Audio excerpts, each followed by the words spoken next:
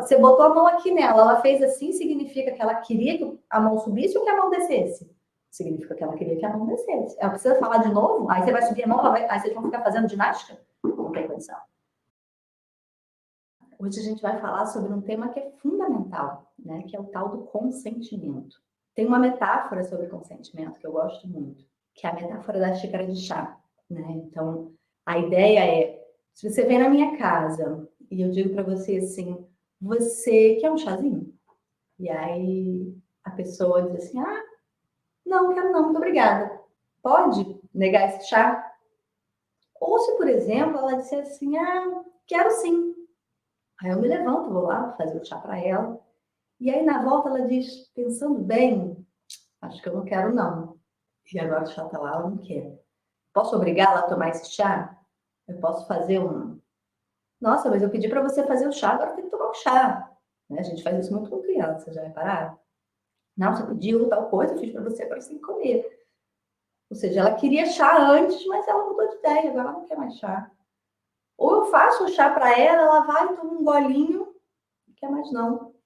Se no chá eu não vou, né?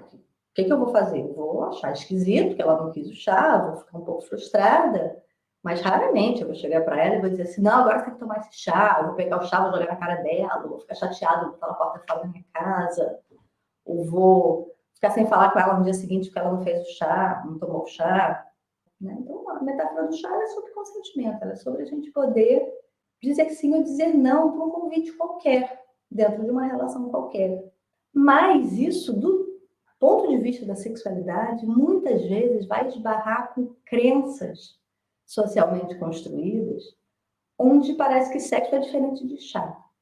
Né? Então, como que a gente pode pensar isso como ideias que vão precisar ser construídas desde a infância e da adolescência? Porque o que acontece que esse adulto chega assim? Que esse adulto chega na vida adulta sem ter muita clareza de que sexo é igual a chá.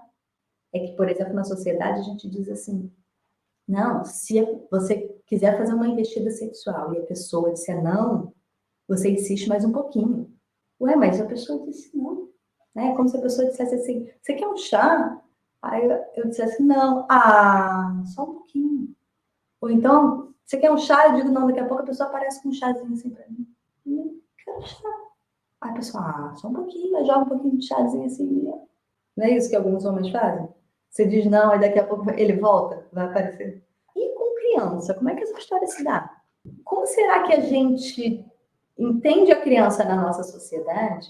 Né? Sabe aquela história de que criança não tem querer, criança tem que obedecer. E não estou aqui querendo dizer que criança não precisa ter regra, porque seres humanos, de forma geral, não precisam de regras para regularem as suas relações, o seu estar no mundo. Mas é muito diferente do tem que obedecer. Né? Tem que obedecer é uma coisa do tipo, eu disse A, a pessoa faz A, eu disse B, a pessoa faz B. Isso é muito diferente de ter uma regra. E quando a gente pensa o corpo da criança dessa forma, quando a gente pensa a criança dessa forma, o adolescente dessa forma, o que a gente está transmitindo para essa criança, para esse adolescente? Que o que você sente não importa, que o que você quer não importa, que eu que sei de você, que você não sabe de você, não confie nas coisas que você pensa, sente e experimenta sobre você, porque quem sabe sobre isso sou eu. Né? E que se você está desconfortável, paciência, porque é assim que tem que ser. Né? Claro que alguns pais e cuidadores são mais suaves, outros são mais agressivos nesse sentido, né? Vão trabalhar com punição e tal. Quando a criança chega lá na creche, no berçário, sei lá onde que ela vai, e ela quer pegar um boneco que está com outra criança, elas normalmente, bebezinho, vai lá e arranca da mão. O que é esperado da sociedade? Que eu não arranque uma coisa que está na mão de outra pessoa só porque eu quero, né? O nome disso é o que na sociedade? Ladrão, né? Então, em relação a isso, a gente vai ser super rígido. A gente vai dizer, olha, não pode. Não pode, não pode, não pode, não pode. É esperado que o quanto antes ela comece a pedir por favor. Mas e quando significa o corpo? Dar um beijo, dar um abraço, fazer um carinho. Aí chegou um amigo, criança, bebezinho, tá brincando, chegou um outro amigo, foi lá e deu um abraço. Aí sabe o que a gente vai dizer? Oh, que bonitinho, deu um abraço no amiguinho. Mas ninguém pergunta se o amiguinho queria abraço, gente. Por que é diferente do amiguinho que me ataca para dar um abraço e o amiguinho que me ataca para levar um brinquedo meu. Estas comunicações, e aqui, botei o exemplo do bebezinho para a gente tirar bem do contexto do sexo. Mas nada disso que acontece no berçário é diferente do que vai acontecer no sexo. Mas a sociedade muitas vezes se confunde, porque a gente tem muitas outras regras que vão hierarquizar os indivíduos. Então, vão dizer que necessidades sexuais de meninos são mais importantes que necessidades sexuais de meninas. Na sociedade, parece que mulher muda de opinião, mulher diz sim querendo, mulher diz não querendo dizer talvez, criança não sabe o que quer, criança não tem querer. Então, quando a gente tem essas lógicas sociais, o conceito de consentimento vai sendo corrompido, né, por essas lógicas, e aí é que a gente se confunde. Muitas vezes a discussão do consentimento, ela é deslocada do lugar de um acordo entre nós para um lugar do eu vou fazer se a outra pessoa disser não, aí eu paro. Mas quantas vezes a gente sabe que vítima não diz não? Da mesma forma, a gente vai ter na infância que ir construindo uma ideia de que consentimento não é dizer sim ou dizer não. Eu estou de novo aqui trazendo na infância, porque na infância essa discussão do eu disse sim, eu disse não, isso não cabe na primeira infância. Então a história é, observa a outra pessoa. Você acha que ela gostou? Você acha que ela não gostou? Você chegou e trouxe um brinquedo para o seu amigo brincar. Ele tá com cara de que tá gostando? É uma frustração danada. Como é que a gente ensina essas crianças a lidarem com essa frustração? Ou eu vou dizer que não, o outro fulano começou a brincar, tem que terminar de brincar. Aí eu vou ter que entender que esse acordo está se dando ali o tempo inteiro. Então, quando a gente fala de consentimento precisa ser entendido como um acordo entre duas pessoas que leva em consideração quem são essas pessoas. Porque a gente fala muito do consentimento do ponto de vista de quem diz não, né? Mas eu acho que é fundamental, principalmente na infância e adolescência, a gente trazer o consentimento para o lugar de quem recebe o não. Porque normalmente são essas pessoas que violam o consentimento. Né? A gente coloca, e acho que muitas vezes, eu sei que num lugar, né, de boa intenção, a gente coloca a questão, né, da educação sexual, do olha, são suas partes íntimas, esse toque pode, esse toque não pode, isso pode, aquilo não pode. Daqui a pouco a gente está esperando que crianças de 3 anos estejam dizendo para os seus abusadores sexuais que essa parte íntima você não pode tocar. O que a gente precisa, de fato, trazer para a infância e adolescência sobre a questão do consentimento? Não é ensinar a dizer sim ou dizer não. Claro que ensinar pessoas a dizer sim ou dizer não é maravilhoso. Mas a gente precisa criar condições em que aquele não seja possível. Então, a criança pode dizer não deliberadamente para o adulto pode dizer assim, tá na mesa, vamos jantar, e a criança diz, eu não quero ir agora. Ou o adulto diz assim, vamos tomar banho. E a criança diz, agora eu não quero ir. Então, como que a gente vai ensinar as crianças a dizer não para a situação sexual se a criança normalmente não pode dizer não para adulto? Se a criança diz não para adulto e recebe de volta punição, recriminação ou chantagem emocional. Mas eu te dei um presente, esperava que você gostasse. Ou seja, como que eu posso dar significado? Porque eu não estou aqui dizendo que então a criança não vai tomar banho, que ninguém vai ter limite. Eu estou dizendo que a gente precisa dar contorno.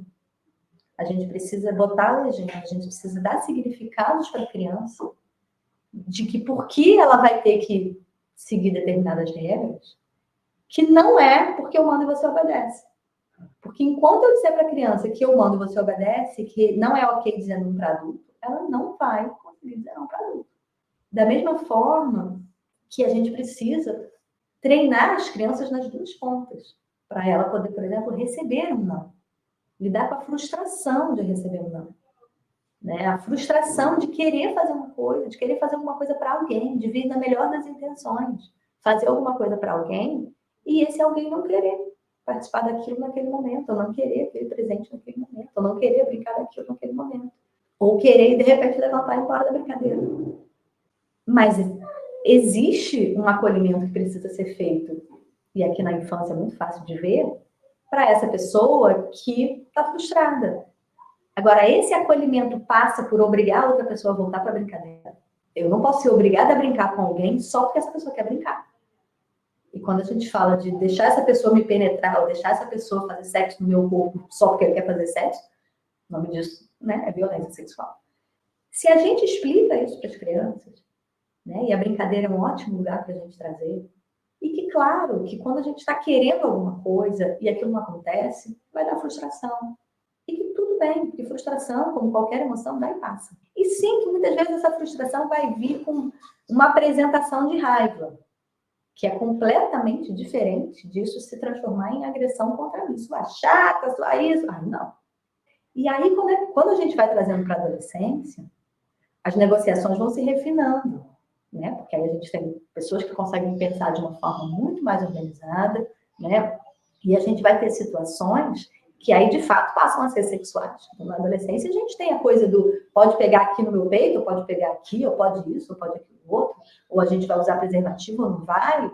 Então, o consentimento é um dos conceitos fundamentais que precisam ser muito bem pavimentados ao longo da infância para que eles possam estar fluentes em negociar brincadeira, brinquedo, se a gente vai na piscina ou não vai, quando eles tiverem que chegar na adolescência e negociar sexo, drogas, álcool, preservativo, práticas sexuais, se eu vou entrar no seu carro, se eu não vou. E se essas lógicas estão corrompidas já desde a infância, vocês imaginem a tragédia quando chega na adolescência. E isso, ao longo da infância, a gente precisa ir moldando para chegar na adolescência e eles poderem dizer, não, eu vou transar com você, mas de camisinha.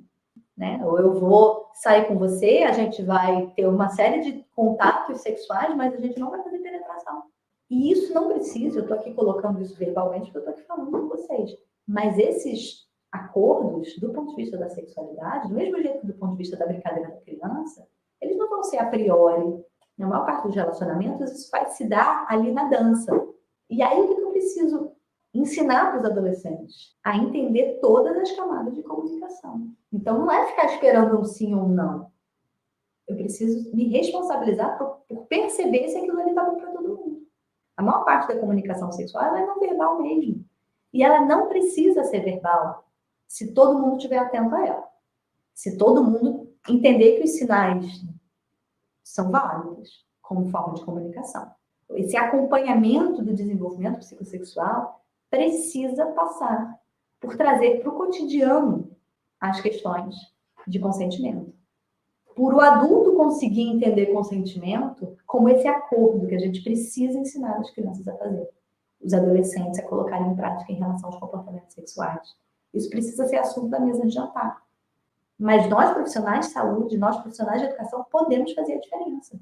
Na escola, na orientação de pais. Quando a gente fala de educação infantil de forma geral, mesmo que eu não esteja falando de educação sexual, como que eu trago esse tema para a educação infantil, para a adolescência? Como é que eu sei que alguém quer brincar comigo? Como é que eu sei que alguém quer ir para a festa comigo? Como é que eu sei que alguém quer vir na minha casa? É assim, você não precisa trazer como uma educação sexual formal, é a gente trazer a ideia do consentimento como alguma coisa essencial ao desenvolvimento de relações saudáveis.